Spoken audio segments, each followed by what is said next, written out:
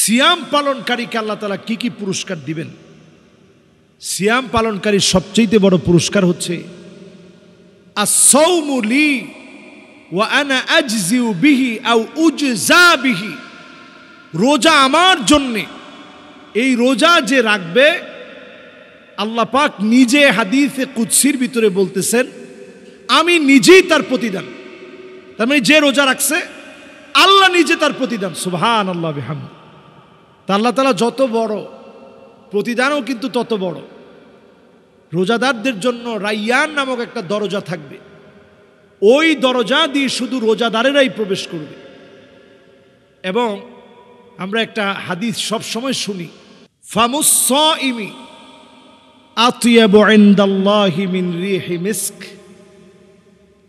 রোজাদারের মুখের যে দুর্গন্ধটা হয়, মানে লম্বা সময় না খেয়ে থাকলে, আপনি দেখবেন যে না খেয়ে থাকলে, কথা না বললে অথবা চুপ করে একটা অবস্থায় থাকলে দেখবেন মুখের ভিতরে একটা দুর্গন্ধ তৈরি হয়। এই যে আপনার লম্বা সময় আল্লাহর জন্য হাঙ্গার স্টে করছেন, না খেয়ে আছেন, সিয়াম সাধনা করছেন, এটা কত সওয়াবের কাজ। ফামুস-সাইমি আতিয়াবু ইনদাল্লাহি মিন রিহি মিস্ক। মিস্কের সুঘ্রাণের চাইতেও আল্লাহর কাছে এই যে রোজাদারের দুর্গন্ধটা আল্লাহর কাছে অত্যধিক প্রিয়। এটা স্বাভাবিক কথা না ভাই। তো রোজাদার আল্লাহর কাছে অনেক দামি। আল্লাহ পুরস্কার নিজ হাতে দিবেন, রাইয়ান দিয়ে প্রবেশ করাবেন। আল্লাহ তাআলা রোজাদারের দোয়া কবুল করবেন ইফতারির সময়, সাহারির সময়।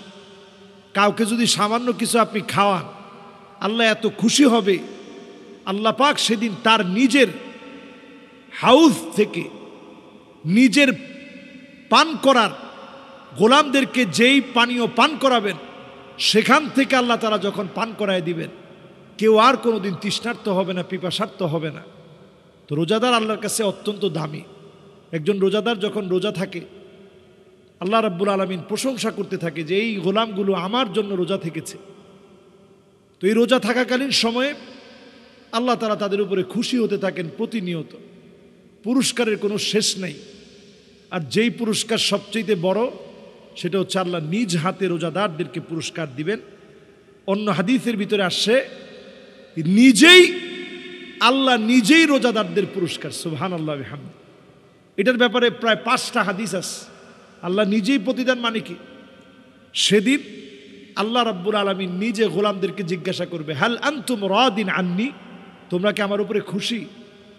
ইবাদি সালুনি উতিকুম, চাও, আমার দিতে বড় মনে চাচ্ছে, আমি তোমাদের কাছে কিছু দিব। তো গোলামরা বলবে, আল্লাহ সব তো দিছেন, আর কি লাগবে?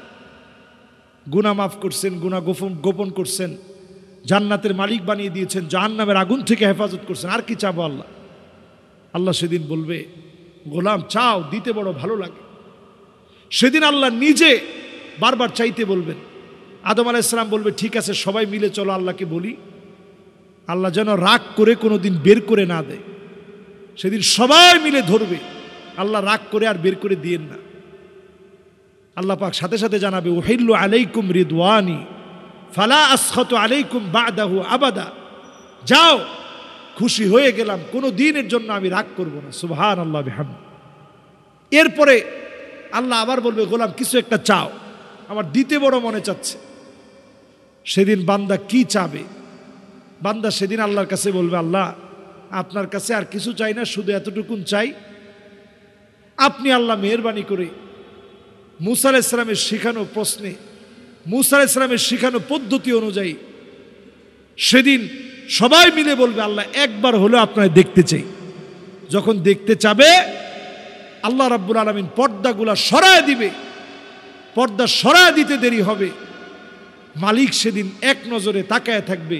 ফায়ানজুরু ইলা ওয়াজহিহিম ওয়া ইয়ানজুরুনা ইলা ওয়াজহিহি। সবাই এক নজরে আল্লাহর দিকে তাকায় থাকবে, আমার আল্লাহ এক নজরে গোলামদের দিকে তাকায় থাকবে। সুবহানাল্লাহ বিহামদি। তাহলে রোজাদারদের জন্য আল্লাহর পক্ষ থেকে অনেক পুরস্কার আছে, পুরস্কারের কোনো শেষ নেই। আল্লাহ নিজেই পুরস্কার। এই পুরস্কার দেওয়ার সময় বান্দাদেরকে আল্লাহ বলবে, ওয়ালা দাইনা মাজিদ। যুগের পর যুগ চলে যাচ্ছে, সবাই তাকায় আছে আল্লাহর দিকে। আল্লাহ তাআলা বলবে সামনের দিকে যাও, আরো অনেক অনেক পুরস্কার আছে। সুবহানাল্লাহ বিহামদি।